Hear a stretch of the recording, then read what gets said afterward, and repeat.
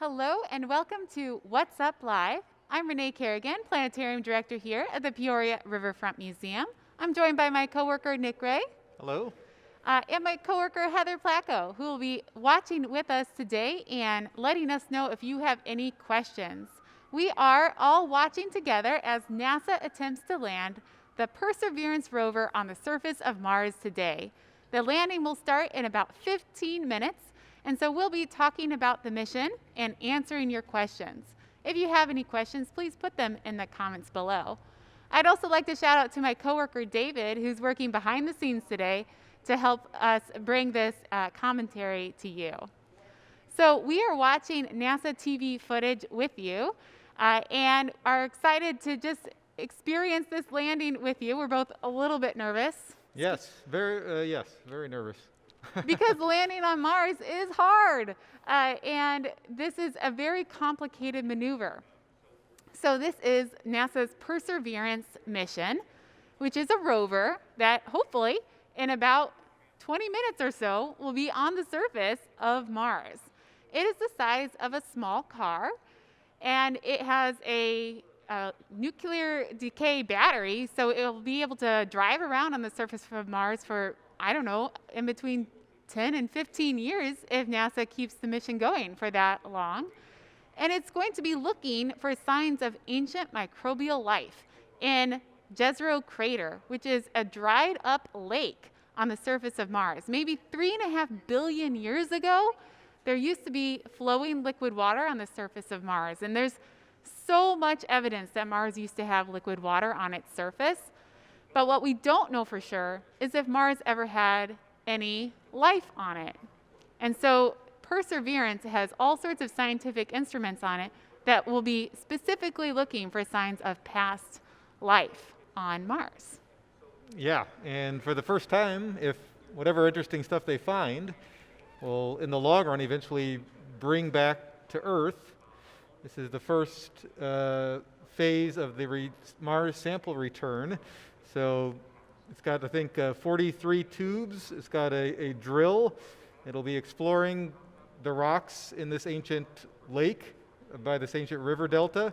It'll be able to drill cores from the rocks, store them, and then eventually leave them on the surface for the next NASA Mars rover to retrieve and launch from the surface to orbit and then back to the Earth so we can actually study with all our best scientific equipment with our laboratories here on Earth to see what's in those rocks from that ancient lake.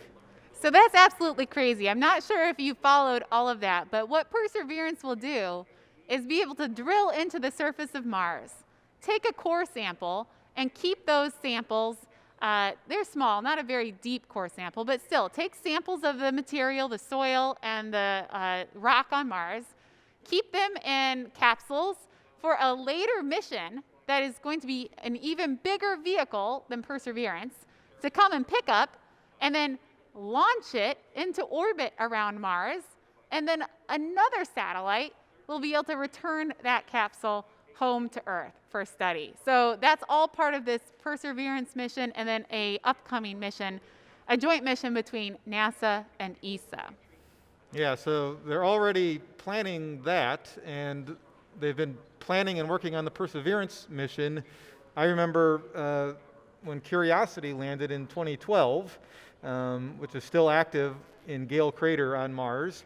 I remember hearing people talking about working on plans for the next rover, and I was kind of laughed at the time because I was like, we just landed on Mars.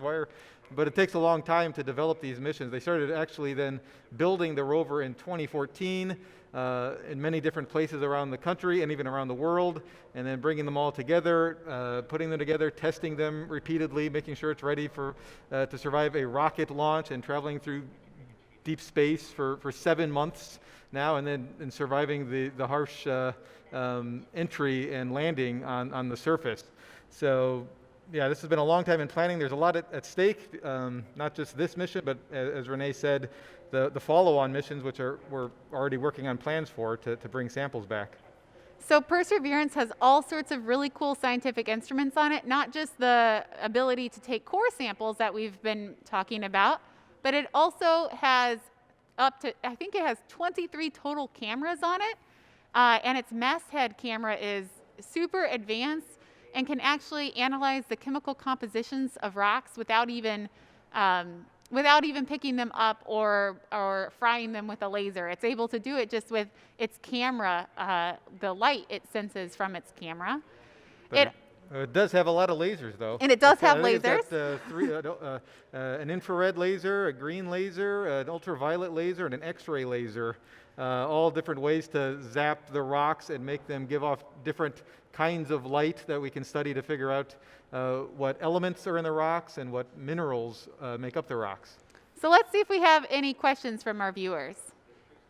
Hi, everyone. So we do have a question. Crystal would like to know, she says, I think I read yesterday that UAE landed a similar rover on Mars yesterday. Will these two rovers be near each other, or are other rovers there? Okay, great question. So the United Arab Emirates did send a spacecraft to Mars, but it did not land on the surface of Mars. The UAE sent an orbiter to Mars named Mars Hope, and it successfully entered orbit around Mars about 2 weeks ago. There are other rovers on the surface of Mars. The only operational rover on the surface is named Curiosity, also operated by NASA. They aren't going to be close to one another. They won't be able to see each other. Mars is only half the size of Earth, but that's still a pretty big place, and two comparatively small rovers to be able to explore. So they're quite far away from one another. That reminds me, though, besides Curiosity, NASA's got a mission called InSight on the surface, which just measures earthquakes on Mars, Marsquakes, but it did land relatively close enough to Curiosity that they tried to look in the sky to see if they could photograph it coming in. Unfortunately, they didn't, but they're not going to be able to even try that today because it'll be too far away. But the actual landing will be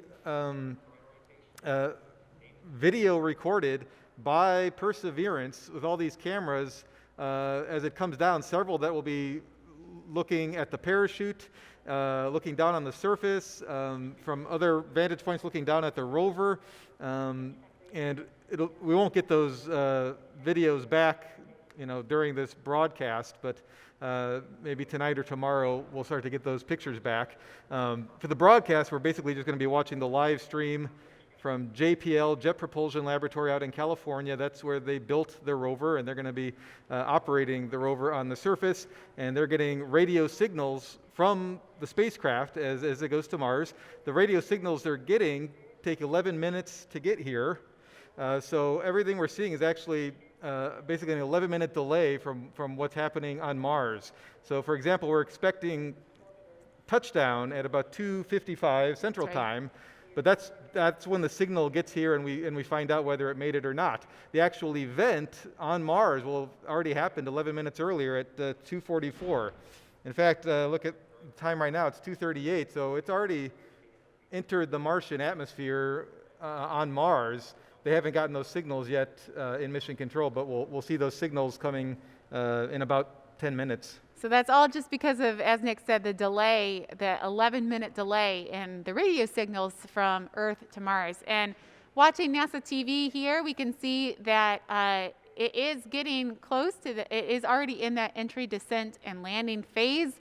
But we think that the really active part of its landing on Mars will start at about 2:45 Central Time. So we're coming right up on that. Yeah, so right now this is an animation they've made 10 minutes before they hit the atmosphere. We just saw the cruise stage jettisoned. So as it flew from Earth to Mars for the past 7 months, that cruise stage had all the electronics and stuff and was communicating with the Earth and controlling everything. Now they've gotten rid of that, and in about 10 minutes they'll hit the atmosphere, and they'll have a heat shield to protect it from the temperatures, which will get up to over 2,000 degrees Fahrenheit. It'll be hitting the atmosphere going over 10,000 miles per hour. And after hitting the atmosphere and slowing down with the heat shield and the friction, it'll eventually get rid of a back shell and deploy a parachute and slow down, and then fire these rockets to slow down as it looks at the surface and compares it to a map on its computer. And eventually the spacecraft itself, the rover, will be lowered down on a tether to gently touch the surface at about 2 miles per hour, about 7 minutes after entering the atmosphere. So in 7 minutes, Perseverance rover will go from moving at about 10,000 miles per hour to about 2 miles per hour. Crazy. And the even crazier thing is that NASA's done it once before, and they're really confident it's going to work. But everyone, keep your fingers crossed, or knock on wood. Let's send our good luck to Percy and everybody at NASA today. So it looks like we're about 8 minutes and 35 seconds away from atmospheric entry for the Perseverance rover. Yeah, for getting the signal from atmospheric entry, because out on Mars, millions of miles away, it's happening right now. It is descending through the atmosphere, but yeah, we'll get everything in our 11-minute delay, even at the speed of light. It's taking those radio signals 11 minutes to get from Mars to Earth. Do we have any other visitor questions or viewer questions, Heather? We do have a question. Why did NASA choose this landing site for Perseverance? Ooh, great question. So it's landing in Jezero Crater, which is a river delta. About 3.5 billion years ago, we know that Mars, probably a third of its surface, was covered in liquid water. And this crater, Jezero Crater, is actually an ancient lake. You can see in pictures of the landing site a dried up river and this beautifully formed delta where the river emptied out into a lake. Because the main goal of the Perseverance mission is to search for signs of ancient microbial life that may have existed on Mars in the past, looking in a dried up lake bed is the perfect place to look for that. It was a really complicated place to land. There's cliffs nearby where it's landing that are like 200 feet high. 200 feet high. And so it was actually thought of as a site maybe for an earlier mission, such as Curiosity to land, but it was a little too complicated. But NASA's gotten better and better at this sort of thing. And so they're confident that they're going to be able to land here. And it will be searching for signs of that fossilized microbial life in the rocks in Jezero Crater. I was just thinking of the earlier question about the UAE's satellite. China also just had a satellite arrive in orbit around Mars. All these things are happening right now, by the way, because every 2 years and 2 months the Earth catches up and laps Mars, and that's when you have a launch window open up when you can send stuff to Mars. So all 3 of these missions, UAE, China, and NASA, launched back in July within a few weeks of each other. They're all arriving at Mars within a couple of weeks of each other. And that Chinese satellite that's currently orbiting Mars is also carrying a lander and a rover. It's going to orbit the planet for a couple of months and then probably in May attempt a landing, their first attempt at a landing on Mars. So, and that brings up how many missions there are at Mars right now. Well, NASA's got 2 on the surface currently, hopefully 3 soon. And then there are 8 spacecraft in orbit around Mars right now. So that's the most we've ever had in history, the most spacecraft we've ever had exploring Mars at one time. It's pretty exciting. Yeah, not only NASA, which has 3 of those satellites. Oh, and by the way, signals will be relayed from the Perseverance rover during its descent to the Mars Reconnaissance orbiter, which is a NASA satellite, which also might be able to photograph it landing. It has photographed a couple of other NASA missions that landed on Mars from orbit, which is pretty awesome. So if we're lucky, it'll be able to photograph Perseverance while it's descending through the atmosphere. But it'll serve as a communications relay for higher volume data to go back and forth. We're just under 5 minutes away from atmospheric entry. I think we have another viewer question. Oh, and it's 2:44, so it's already either on the ground on Mars or not, but we'll find out won't in know for 11 another. minutes. We'll find out when the signal gets here. Okay, we have 2 questions. Nick would like to know how successful are these rover missions, and John would like to know who came up with the name Perseverance. Oh, those are both great questions. So how successful are these rover missions? I would say they're incredibly successful. There's been the first rover to land on Mars was named Sojourner, and it was tiny. It was like, honestly, you could imagine like a remote controlled car almost. It was probably a little bigger than that, but it was a really, really small compared to the future ones. Then there was Spirit and Opportunity. Spirit and Opportunity were designed or expected to last maybe 6 months. They were solar panel powered, and the mission planners thought that they would get covered, their solar panels would get covered up by dust and they wouldn't be able to operate. Well, the Martian wind would blow the dust off the solar panels, and Opportunity actually lasted 12 years on the surface of Mars, not just 6 months. Spirit lasted a long time too, but got stuck earlier than Opportunity did. And then the Curiosity rover, which has been up there for 8 years, it's incredibly successful. If you have not yet seen pictures from Curiosity, as soon as this landing happens, that's your assignment. Go look up pictures of the Curiosity mission and take a look at some of the high-resolution images we have of Mars. You feel like you're there on a vacation. Right behind us. And there's one right behind us. That's right.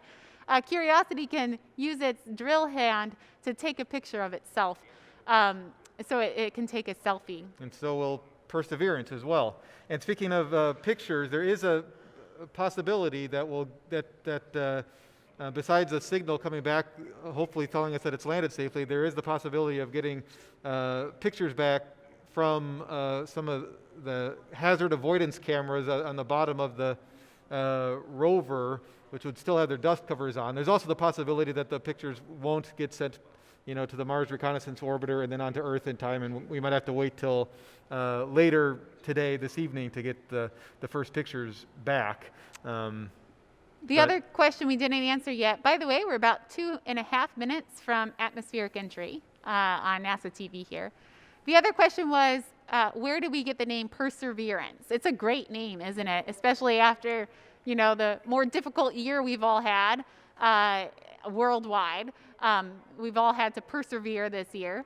It was actually a contest. Students wrote essays about what NASA should name its rover. And then NASA took 6 of those names and held another contest for people to get to vote on them, and Perseverance was the final name given to the rover. Along for the ride, there's a small little drone helicopter named Ingenuity that is also on Perseverance. It's a very small little drone that will be able to test the technology of flying on Mars. And that was also named in the same way with a student essay contest. So all of the spacecraft that have landed on Mars have been named by students. All of the rovers. All the rovers. Yeah, and including future rovers. So we mentioned this sample return. Kindergarten through 12th grade, they'll have a contest to name that sample return rover as well. Not only can you, if your kid possibly name the rover, you can send your name on the spacecraft. So you can already go to NASA's Mars website and sign up for the next mission to get your name etched into a silicon chip that'll go on the rover. There's about 11 million names that are on the Perseverance rover etched in with an electron beam, which is pretty fun. We're about 25 seconds away from atmospheric entry. So when we enter the atmosphere of Mars here with NASA TV, we'll probably just start watching along with you for these 7 minutes of terror, as NASA has called it, while we're waiting for the spacecraft to make its descent and hopeful soft landing on the surface of Mars. So, in the case it's not obvious, of course, NASA can't control any. Like I said, that's already either on the surface now or not. So this is all automated. Mars is too far away for us to, react and do anything in real time. So it's been operating on its own, and hopefully it's on the surface now, and hopefully we'll see it safely land and send the signal in about 7 minutes. You might have also seen on that graphic MRO, that's the Mars Reconnaissance Orbiter satellite that'll be able to send higher volume of data from the spacecraft to Earth.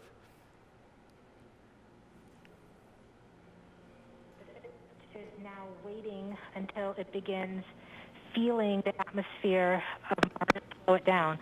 Once there is enough atmosphere, it will start controlling its path to the landing target. So they just said everything's looking good. They're waiting for Perseverance to start feeling the atmosphere of Mars. And the atmosphere is very thin. It's less than 1% of the Earth's atmosphere. So there is air, there is sound. It's got a microphone on it to hopefully record the sounds as it descends through the atmosphere. So not only will we get a video showing four different camera views of it landing, but also hopefully audio. Now, because the atmosphere is so thin, the sounds on Mars are significantly fainter than an equivalent sound on Earth. But that video and audio, we'll get it later. Yeah, It'll be released hopefully soon, but it won't be live. Yeah. Live, we're just going to get confirmation signals, hopefully, and possibly, if we're lucky, a photograph from the surface, from the HazCams, which are not the best cameras on it, and they'll still have their dust covers on, but maybe not, even if it lands. Just passed through the point of maximum deceleration and has indicated that it felt approximately 10 Earth Gs of deceleration. Camera has lock again. Were there any other questions?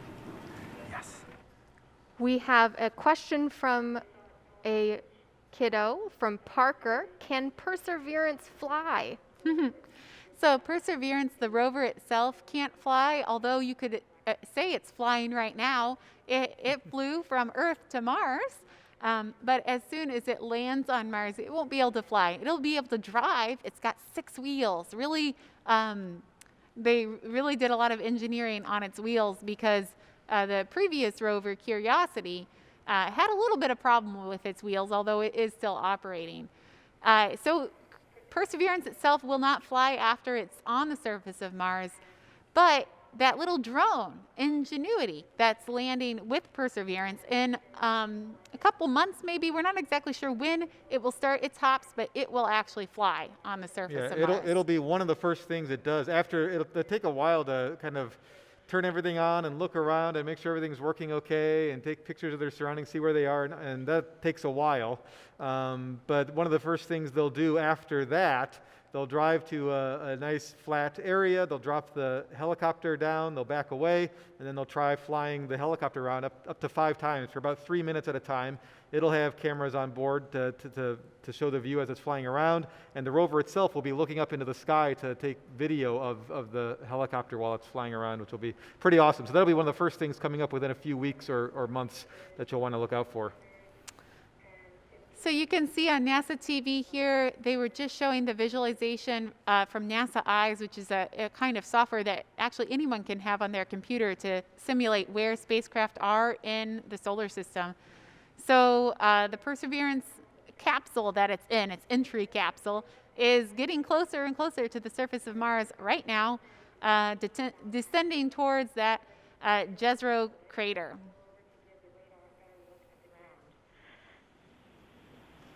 And we're getting ready for the parachutes to deploy. Mars has a thinner atmosphere than Earth's atmosphere. Deceleration in the velocity. Our Some current clapping there velocity means is we've reached a good per second positive at an altitude of milestone. about Clapping is 12 always good. kilometers You'll from the surface of Mars. probably know that they've safely landed if you see people jumping up with their arms high in the air. So the parachutes have opened. They can't only use parachutes with this landing. That's why it's so complicated. Mars's atmosphere is thinner than Earth's atmosphere, and just a parachute would not slow the spacecraft down enough. So there's actually a whole device called a sky crane that uses retro rockets to keep slowing the spacecraft down even more. And then it will use basically bungee cords to gently lower the spacecraft to the surface of Mars. It'll sever those bungee cords, and the sky crane device will blast away from it so that it won't hit the rover, and then that sky crane will crash elsewhere on the surface of Mars. Perseverance now has radar lock on the ground. Current velocity is about 100 meters per second, 6.6 kilometers of the surface of Mars. So it had radar lock on the ground. That's another really good sign. That means it sounds like everything is going well in this 7 minutes of terror landing. Stabilization of terrain relative navigation and subsequently the priming of the landing engines. Our current velocity is about 90 meters per second at an altitude of 4.2 kilometers. Almost there. We have confirmation that the lander vision system has produced a valid solution and part of terrain relative navigation. We have timing of the landing engines.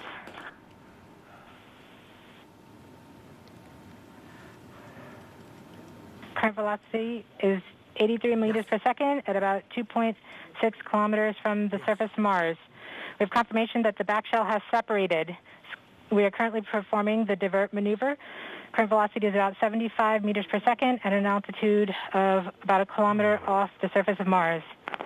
So Here on Safety Bravo. There was just confirmation that the back shield has separated, and now those retro rockets are firing to slow the spacecraft down even more as it's descending towards the surface of Mars.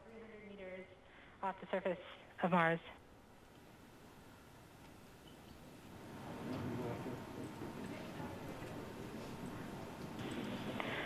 We have started our constant velocity accordion, which means we are conducting the sky crane, about to conduct the sky crane maneuver. We've lost direct-to-Earth tones. As expected. As expected. Sky crane maneuver has I started. think they said they lost a signal, but that's expected because of the heat and plasma and stuff.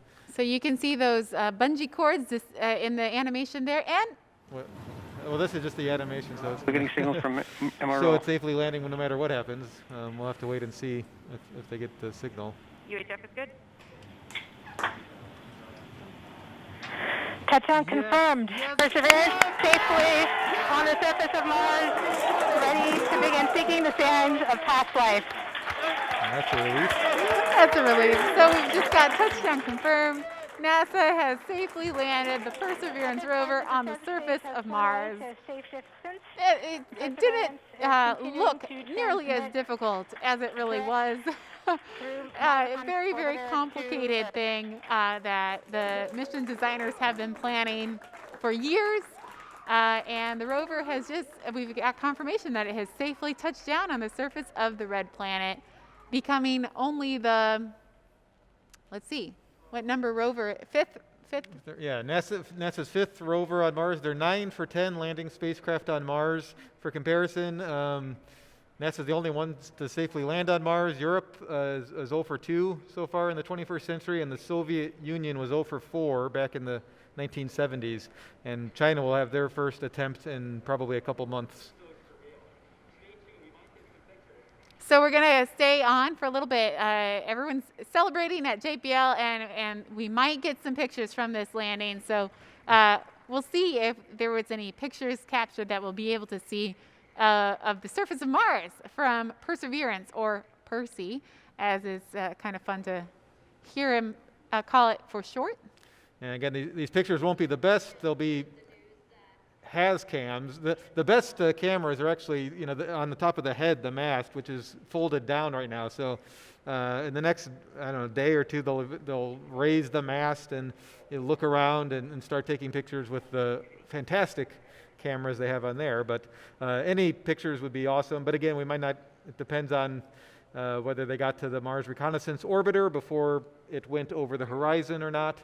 So we'll see what happens. But even if they didn't get pictures, then there's a chance we'd get them later from a different satellite later in the day. So it looks like we might have a few questions. We'll be happy to answer those while we wait for some pictures to come in. So there's a lot of people in the room there that we see. How many people worked to create Perseverance, and what kind of jobs does it take to create a rover like this? Oh, there's a picture. Oh, there's a picture. There it is. It did make it. It's It really made it. true. There's a black and white. You can see its shadow. And by the way, you can go to NASA's website, and all of these pictures, all of the raw pictures that come back from the rover will be put on their website within hours of receiving them. So every day, if you want, if you're that into that's it. probably even a picture from the landing, maybe. I'm not sure. On the screen there. Yeah. So this picture that you're going to see, if they show it bigger on the screen, it's not going to be very impressive because, as Nick was saying, it's from its hazard camera and taken through a dust shield. But what's really exciting about it is it's like very visual confirmation that the spacecraft is safely on the surface of Mars. There it is. Wow. Okay. And you can even see its shadow. You can see the shadow of the spacecraft there. Yeah, so those are on the spacecraft to actually look at the ground while it's driving so that it can see if there's anything that it needs to avoid, hazard avoidance cameras. So there's a few of those on the spacecraft. Well, that's the best part of my day. Well, my lunch was great. The question, Heather, I'm sorry, I forgot it. No worries. So the question was, how many people worked to create the Perseverance rover, and what kind of jobs did it take to make this happen? Okay, yeah, good question. And there are a lot of people in this room, but the number of people in this room is just a tiny number compared to the number of people it took to make this rover. I don't know the exact number, but I know it's hundreds and maybe even thousands of people worked on this rover. And all sorts of different jobs. A lot of engineers. There were a lot of engineers that worked on the project. And then there were also mission scientists, so geologists who helped choose where the landing would be, and other types of scientists that helped advise on the scientific instruments that are on the spacecraft and help design them. And then there's even people who work on the program who are PR people, who are administrators to make sure all the many different things that need to happen in order are happening on time, and educators. So different disciplines, all sorts of different jobs it takes to make a mission like this happen. And like I said, hundreds, or I don't know, maybe even 1,000 different people from the United States and elsewhere in the world working together on this. And all that hard work paid off, Whew. and now the real fun begins, and we get all together get to explore this ancient lake bed and river delta on Mars. For years to come. The Curiosity mission is still operating great. It's been on Mars for almost 9 years now, and it's still working really well. And like I said, takes amazing pictures, has done a lot of really great science. It has really helped confirm concrete evidence that there was once flowing liquid water on the surface of Mars. And so I know Perseverance, we don't know yet what its big discoveries will be, but I am completely confident that it will help us have great new science from the surface of Mars. And we'll obviously keep everybody posted on Facebook as discoveries are made and awesome pictures come back. But you can also, like I said, go to NASA's Mars page, and you can follow along directly there and get as much as you want, because they'll be putting stuff out every single day within hours of the pictures coming back to Earth. It's really cool to be able to do something that when I was a kid was not possible because we didn't have the internet, and now you can follow along with the mission viscerally as much as you want every day if you're that into it. So it's really cool. Sounds like we have another viewer question. We'd be happy to answer it. Okay, Brian would like to know, how long did it take for Perseverance to travel between Earth and Mars? Good question. It took just about 7 months. So Earth and Mars both, of course, orbit the sun. And our two planets line up every 2 years and 2 months, as Mars takes about 2 Earth years to complete an orbit around the sun. Of course, Earth, its year is 365 days long. So every 2 years and 2 months, the two planets are pretty close together, and that's the launch window. That's when we launch our spacecrafts to Mars. So Perseverance launched in June. July 30th. July I remember 30th. it like yesterday. Of 2020, and it flew about 7 months to get here to Mars. And I've seen spacecraft take anywhere, depending on when they were launched and how close or far away Mars got at the time, between 6 and 11 months, I think, for missions to get there. Well, if you have any other questions, please leave them in the comments. We'll hang out here for just a few more minutes and answer any questions that our viewers might have. I'd also like to thank the museum supporters. Our members and our Visionary Society members are the reason we're able to bring our educational content to you and share it with all of you, which we really enjoy doing. We're excited that we've been able to watch this with you, and you got to watch Nick and my tension as we watched the rover attempt to land on Mars live. So thank you to museum members and Visionary Society members for supporting the Peoria Riverfront Museum and all the programming that we do here. There's also, if you'd like to learn about future events like this, there's a link where you can sign up to the planetarium newsletter in the description of this event. And we just send it out once a week on Saturdays, an update about what you can see in the sky or space news, as well as updates about events such as this one. So go ahead and sign up at that link if you're interested in that. And speaking of what you can see in the sky, tonight you can see Mars very easily in the sky. If it's clear out, it's going to be right above the moon. So if you head outside That's tonight right. and it's clear, there will be a nice, beautiful crescent moon over in the southwest, and Mars will be just a little bit above it, looking like a bright orange star. So it's a real cool way to connect the experience of watching the landing, go outside and actually look at the planet in the sky. Again, the light that you'll see from Mars will have left the planet 11 minutes earlier, but you can imagine that little dot having now the Perseverance rover on it in a very specific place, this ancient lake to explore. Yeah, and just wave at the rover and know that we the American people helped send it there. That's right, our money, yeah, we helped pay for this. Yeah. All right, cool. I'm glad I contributed. All right, I think we have another question. Okay, how big is the Perseverance rover? The rover is about the size of a small car or maybe a large golf cart, someplace in between the two.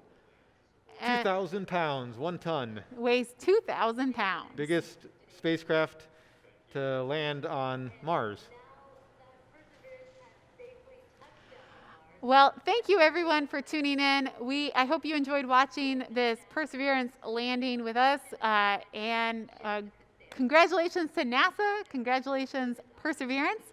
If you enjoyed this, and if you think that working on a mission like this is something that you, if you're a child, might be interested in doing someday, or if you know young people who are interested in this sort of content, I'd just like to mention an opportunity that we have for you here at the Peoria Riverfront Museum, which is Virtual Engineering Week.